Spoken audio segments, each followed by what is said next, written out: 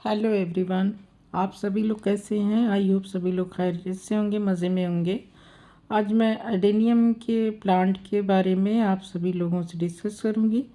तो ये एडेनियम का पौधा है। एडेनियम की कई वैरायटी होती है, तो उसमें एडेनियम, ओबेसम और अरेबिकम। तो ये ओबेसम है। तो इसमें और अरेबिकम में थोड़ा सा अंतर होता है। अरेबिकम का प्लांट थोड़ा उसका कॉडेक्स मोटा होता है, ज़्यादा स्वेलो हो जाता है, फूल जाता है। और एडेनियम ओबेसम जो है, ये इसकी पत्तियां थोड़ी गोल गोल होती हैं और ये अच्छे से ग्रो करता है। ये थोड़ा सा इजी ग्रोइंग होता है इसकी बनिस्बत। तो ये ओबेसम है। ये प्लांट जिसे इसकी कटिंग भी आसानी से लग जाती है। बट अरेबिकम थोड़ा सा, ये जो मेरा प्लांट है अरेबिकम है, तो ये थोड़ा सा कोडेक्स बहुत ही स्वेलो होता है। और ये तो हाइब्रिड है। तो हाइब्रिड तो और भी ज़्यादा नाजुक होते हैं। और मैंने एक्सपीरियंस किया कि अरेबिकम का की कटिंग थोड़ा इजीली नहीं लग पाती है।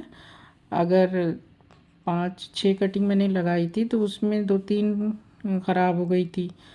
और इसकी तो 100% जो ये तो हाइब्रिड है, रेड कलर का है, डबल पेटल का। तो ये तो बहुत ही ज़्यादा नाजुक पौधा होता है। इसे बहुत केयर करनी पड़ती है, देखना पड़ता है, पानी का बहुत ध्यान रखना पड़ता है। दूसरे मिट्टी भी हम जब इसकी सॉइल बनाते हैं तो उसको भी बहुत हिसाब से बनाना होता है कि पानी सारा निकल जाए। इसका ध्यान रखना बहुत ज़रूरी है, ख़ास तौर से जो हमारे हाइब्रिड वेराइटीज़ हैं। और इसमें तो ओबेसम में तो फिर भी ये थोड़ा सा रफ टफ चल जाता है। ये अरेबिकम है तो ये देखिए, ये भी आसानी से इसकी कटिंग नहीं लग पाती है और इसे भी थोड़ा केयर करना पड़ता है। इसकी मिट्टी को ख़ास तौर से चेक करते रहना पड़ता है, छू के देखते रहना चाहिए कि इसकी मिट्टी बहुत ज़्यादा सूखी रहनी चाहिए बहुत। और ये बड़ा खूबसूरत लगता है। ये देखिए इसकी जड़ें कितनी स्वेलो हो चुकी है और इसको मैंने इस तरह से इसको रोल कर दिया है। और ये देखिए ये भी एक मेरी हाइब्रिड वैरायटी है। ये सिंगल पेटल का है। तो ये इसकी भी डंडी कितनी लंबी सी स्टिक हो गई है, तो फूल से बिल्कुल। ये अरेबिकम की कटिंग मैंने लगाई थी, तो ये प्लांट देखिए इतना बड़ा सा हो गया है। तो इसकी देखिए जड़ें भी काफ़ी, इसकी जो कोडेक्स है इसका काफ़ी स्वेलो हो चुका है। ये प्लांट कटिंग का लगा हुआ है और ये लगभग 2 साल हो रहे होंगे, तो ये अच्छे से ग्रो कर गया है। ये हाइब्रिड है, येलो कलर है। ये वाइट कलर है, ऑफ वाइट कलर है, और ये येलो कलर है। तो ये दोनों बड़े ही ज़्यादा बहुत ही नाजुक से पौधे हैं। इन्हें बहुत केयर करना पड़ता है, ख़ास तौर से देखते रहना पड़ता है। और जब इसकी मिट्टी बनाए तो इसकी मिट्टी में सैंड की क्वांटिटी बहुत ज़्यादा रखनी चाहिए और ख़ास तौर से बड़े बड़े होल्स रहे कि पानी बिल्कुल रुकने ना पाए, क्योंकि कोडेक्स में पानी कब उसमें फंगस लग जाता है और पानी उसमें इसकी जड़ को ख़राब रॉट कर देता है।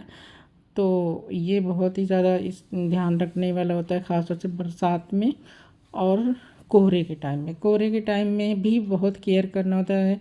मेरा एक येलो प्लांट इसी तरह हाइब्रिड ख़त्म हो गया था और वो पता नहीं चल पाया, क्योंकि इस टाइम ये पत्तियाँ सारी झड़ जाती हैं। और अगर उसमें कोहरा लग जाता है, कोहरे से अगर उसमें नमी बनी रह जाती है, तो प्लांट का जो कोडेक्स है उसमें रूट रॉट हो जाता है और पता नहीं चल पाता।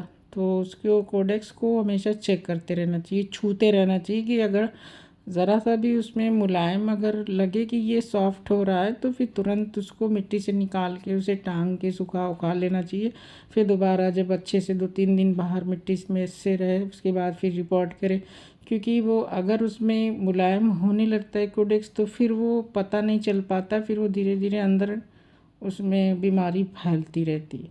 अब इस प्लांट में देखिए नई चीज़ दिख रही है कि ये येलो कलर के पौधे की एक ब्रांच है और इसमें एक ब्रांच जो है उसमें गुलाबी रंग की कली निकल रही है।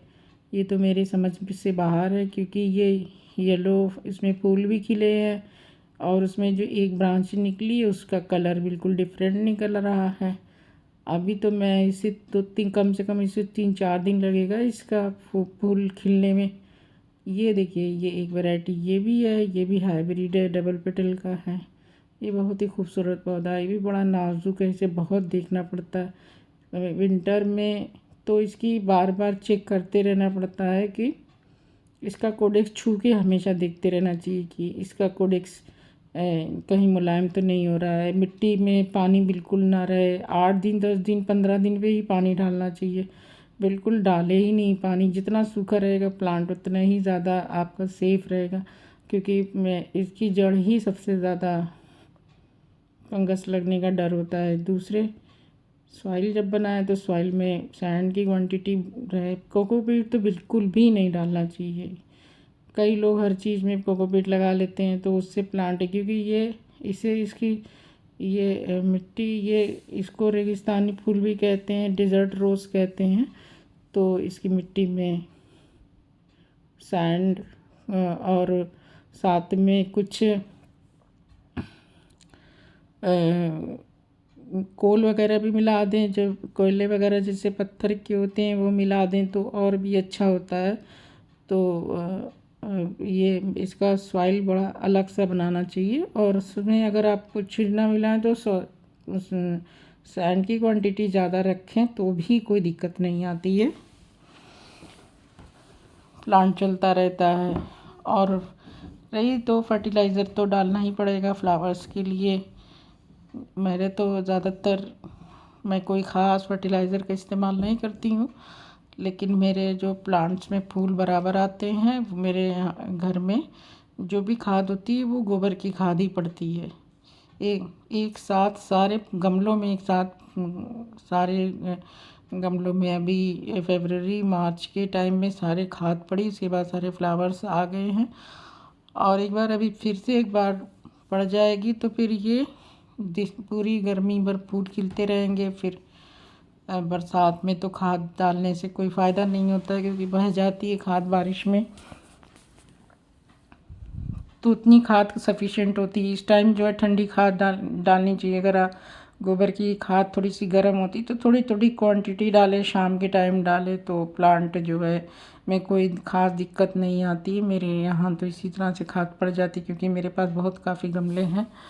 तो अब मिट्टी में बाकी तो ये धूप में रहता ही है, और सर्दियों में इसको पानी से बहुत बचाना होता है, कोहरे से बचाना होता है। बरसात में भी पानी, अगर अब प्लांट छोटा है तब तो बिल्कुल उसे शेड में रख देना चाहिए। मैं तो उठा उठा के अंदर रखती हूँ, बड़े गमले तो बाहर ही रखे रह जाते हैं। कि मेरा एक दो प्लांट तो बहुत काफ़ी बड़ा हो चुका है तो उसे अंदर नहीं रखा जा सकता, लेकिन अगर उसमें शेड में रख दें या ग्रीन नेट वगैरह लगा के रखें, क्योंकि पानी से इसकी जड़ें ख़राब होने का डर होता है। अब ये देखिए, इसे अरेबिकम में ओबिसम में और अरेबिकम में ये फ़र्क होता है कि इसकी पत्ती, इसका कोडेक्स बहुत मोटा होता है अरेबिकम का, और ये ओबिसम थोड़ा सा इजी ग्रोइंग होता है, इसकी पत्तियाँ लंबी होती है, इसका कोडेक्स उतना चौड़ा नहीं होता है, ग्रोथ बहुत अच्छी होती है इसके। मैंने सारे प्लांट बहुत सारे मैंने बनाए कटिंग से, और साथ में बीज से भी मैंने बनाए। बीज से भी बहुत आसानी से बन जाता है। तो हाइब्रिड प्लांट बहुत ही नाजुक होते हैं, बहुत ही स्लो ग्रो करते हैं, बढ़ता भी नहीं है जल्दी, तो इसे बहुत केयर करना पड़ता है। बाकी जो इसकी जो देसी वैरायटी ओबिसम है वो बहुत इजीली ग्रो होता है, तो इसे ज़्यादा से ज़्यादा गार्डन में रखना चाहिए। इसकी कटिंग भी सब लग जाती है और पूरा गार्डन फूलों से भरा रहता है। तो आई होप कि आपको मेरे पौधे पसंद आए होंगे और मेरी जानकारी भी पसंद आई होगी। Thank you for watching my video. शुक्रिया बहुत।